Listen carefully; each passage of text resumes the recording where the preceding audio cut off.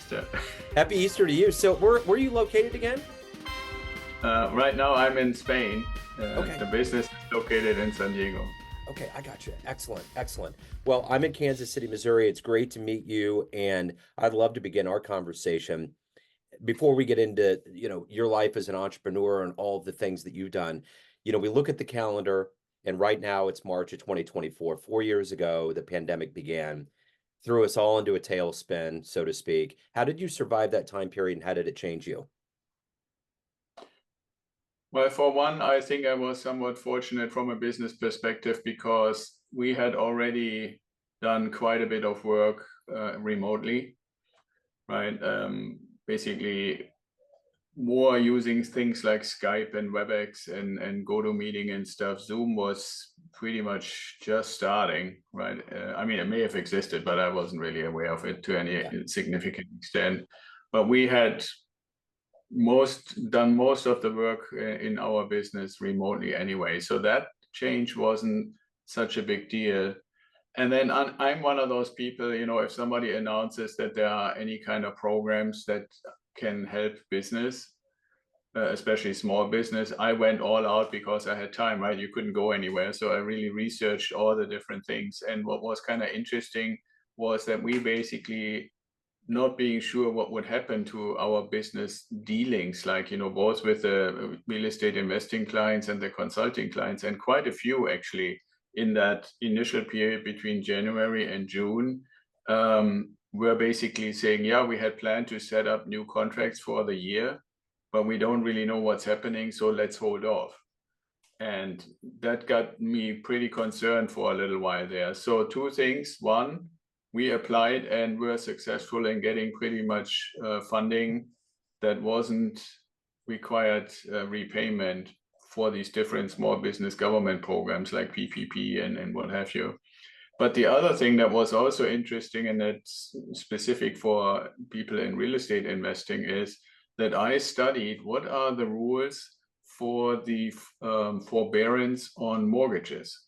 I don't know if you remember, but the government announced that people who are not able to go to work or not able to make money, or people who have mortgages, could call their mortgage lenders and ask for forbearance. And the government had put in rules that said, you're not going to be punished, you're not going to get in any way in any trouble. The only thing will happen for however long the time period is, that will just be added to the end. Instead of having a 30-year mortgage, you might end up with 30 and a half or 30 and 3/4 years or something. Yeah. So that was pretty clear. And we looked at that, and our investment portfolio had a whole bunch of properties and all of them had mortgages. And so I studied quite intensely, where do these new rules for mortgages apply?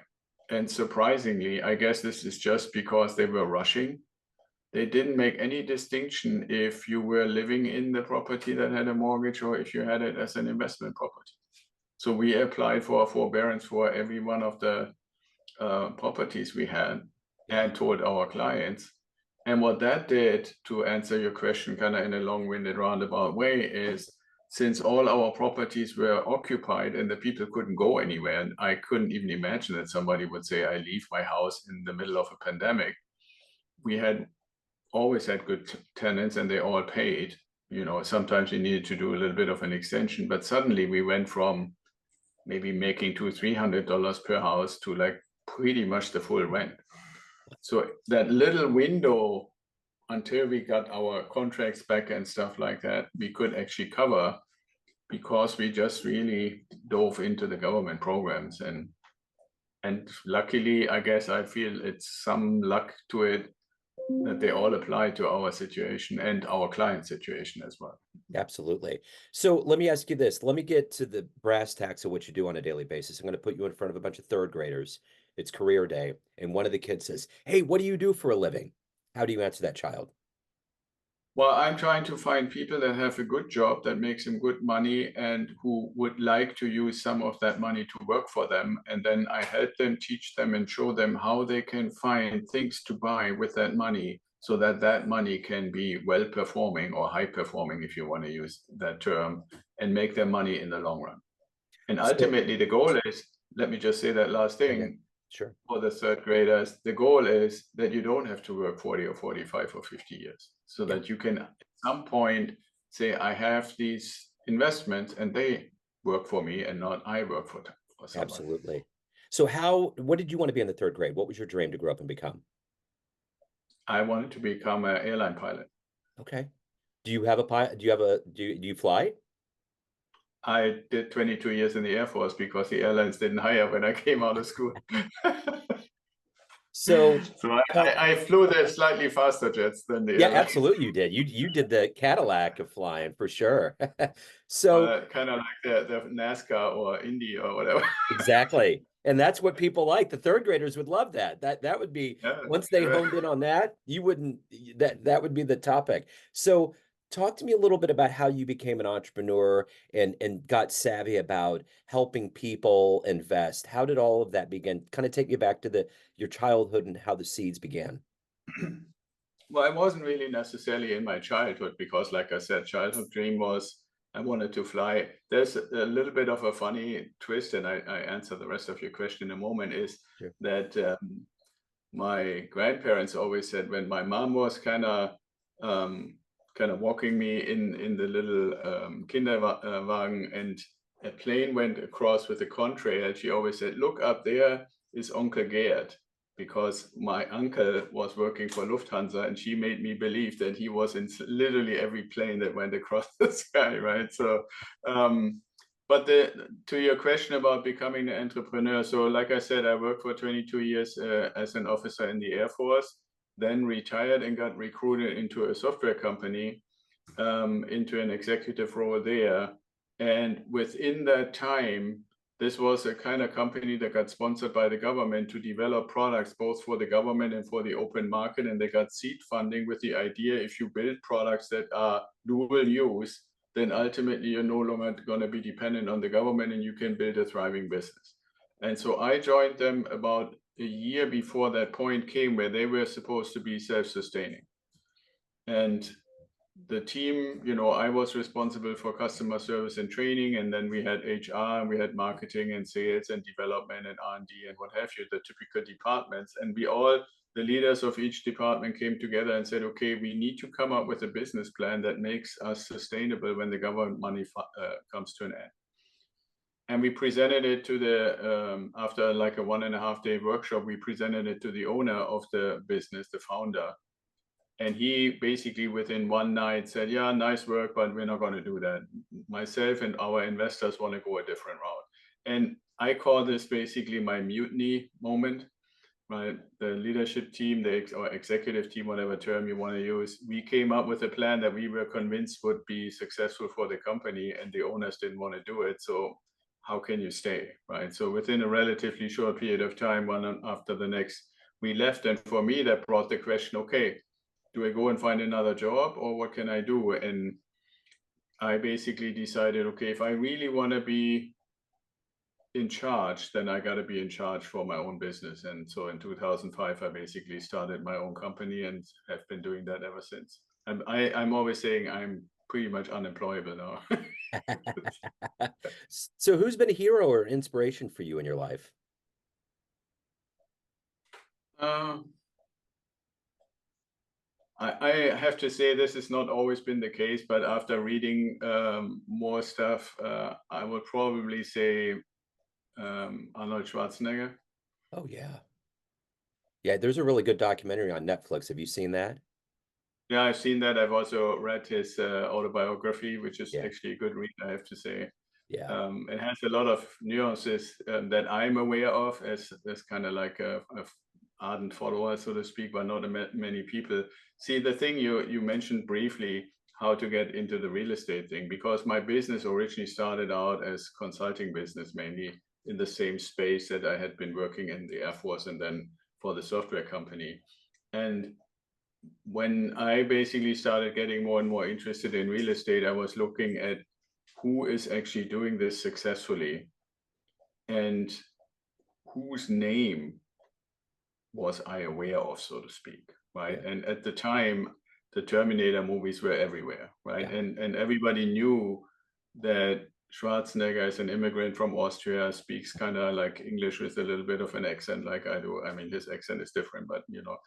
Yeah. But also looking a little deeper, I found out that he had started to develop a really substantial residential real estate portfolio in California, which most people had no awareness of at all, right? And so that kind of gave some input. And then the other thing is you have to keep in mind in the military, we moved around like 10 times and there was always, okay, are we renting? Are we staying on base? Are we buying something? And in that 20-year period, we have done every which variation of that, right? So we had a little bit of exposure on the receiving end. And then when the question became, okay, well, if we are self-employed, how do we ever build any kind of retirement fund, or will we have to work forever? And at the time, I mentioned 2005, shortly before that, the dot-com bust had occurred. So stocks were really not the thing. Yeah. So I wanted to find an alternative, and that led me to real estate. And then ultimately, when I started bragging about it, everybody said, well, you should do this officially. And that's how Idea Wealth Grower came together. You know? Right on. So you may have already answered this question, but if you can meet anybody alive on the planet right now that you find fascinating, who would that be? Who'd you love to meet and talk to? If I get sufficient time, I would probably want to meet Elon. Yeah. Yeah. Yeah, I think sometimes we're too close to where he's at and what's going on right now. There's so much going on with him. You know what I'm saying? It's almost like you got to pull back from somebody like that, like Einstein and other people, to kind of really get a portal. Yeah. Well, the reason I would want to meet him is I would want to ask him the questions that I'm interested in. And I'm really, to some extent, because probably I'm following him very closely, I'm super annoyed every once in a while because it feels like the people that get the chance keep asking the same stuff.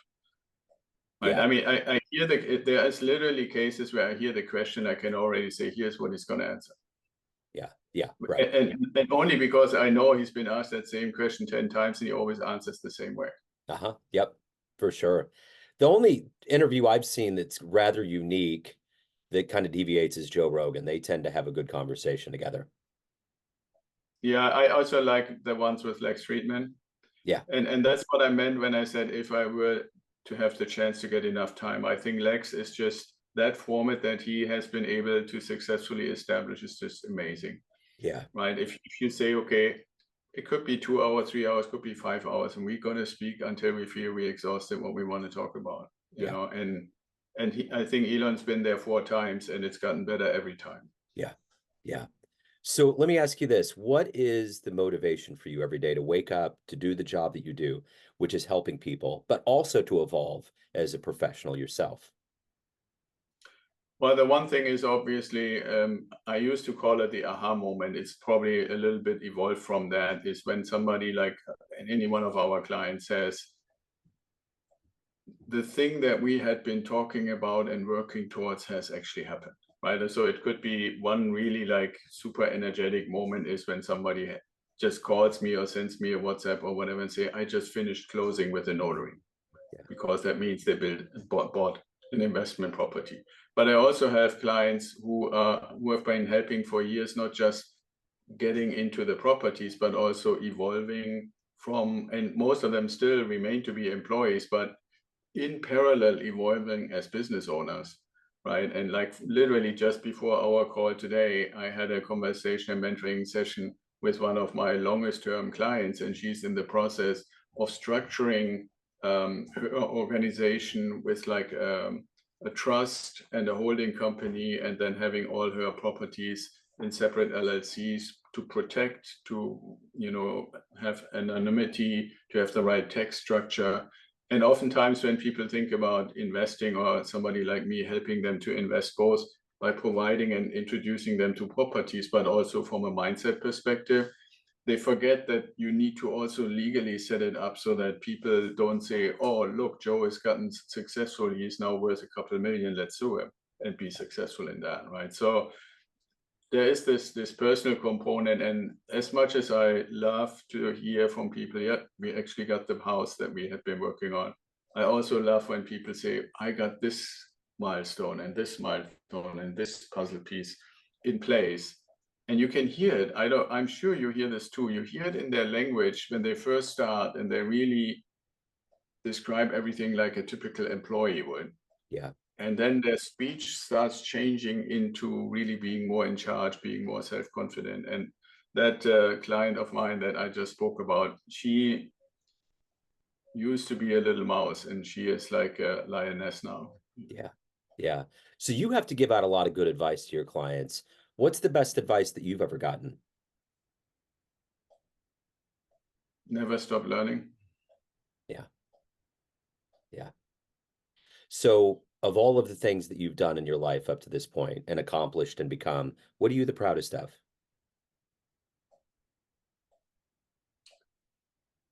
Well, but do you mean business or It could be either. It could be personally or professionally. However, I think sometimes the yeah? Venn Well, diagram. I mean, on the personal side, I would say my marriage and my daughter. Mhm. On the business side, I would probably still say the successful completion of this unbelievable project, my last project basically in the Air Force. I was put in charge as the senior program manager to build a flight training center on a US airbase in New Mexico. And the numbers in the beginning were just so mind-boggling, right? Yeah. Like, I mean, we were bringing 800 people from Germany into a 25,000 people community. And some right-wing nuts basically said Germany is building a beachhead at the southern border of the United States.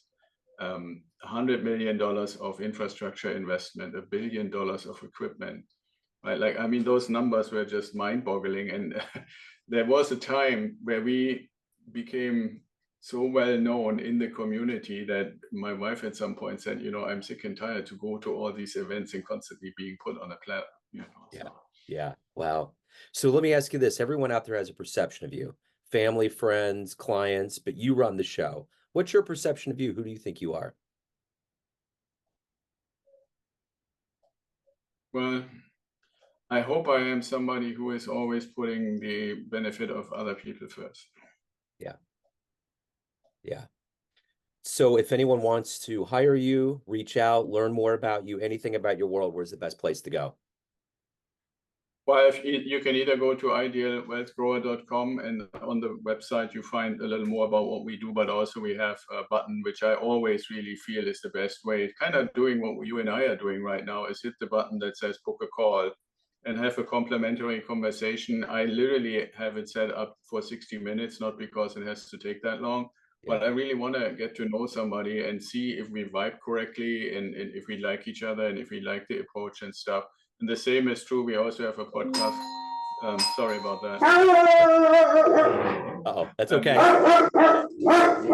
we have. Sorry, No, that's not you're bad. fine. I got dogs all over the place. I get it. Yeah. So when the doorbell rings, he has to protect the house. Oh, of course. So what I was saying is the I kind of. It's setting up a conversation, 60 Right. Yeah. minutes. So, I mean, we also have a podcast. It's called the Ideal Investor Show. And same thing, it also has a button to the same setup where, you know, you basically get access to my calendar and you can book a call. And I really, really believe that's the best thing. Yes, you can also send me an email or find me on WhatsApp or find me on Google. And I've written hundreds of articles and stuff. But I'm really big on let's just see, you Yeah. know, how we tick, how we vibe, how we kind of get together. And I also want people to have the opportunity to ask me everything, right? I believe, sadly, that there are so many myths. I still use myth. You know, I don't want to put myself politically in a place, but I should probably call it fake news. Right. I get it. Because it's really like, I mean, what the media is putting out there is just so egregious, right? And what I find sad is we can really help people with very small amounts of money. Yeah. Yes, they need to have a good job and a good plan and the willingness to evolve. But even with less than $10,000, you can get started. Yeah. Right. Right. And to have the impression based on media announcements that you have to already be rich to ever get started in real estate investing is just flat out wrong, and it keeps so many people away. Where I can say we can definitely help them if they let us. Yeah, absolutely. Axel, this has been wonderful. Thank you, sir. Thank you for your time. Best of luck with everything. I appreciate it. Yeah, thanks, Joe. It was great. Absolutely. Thank you. Take care.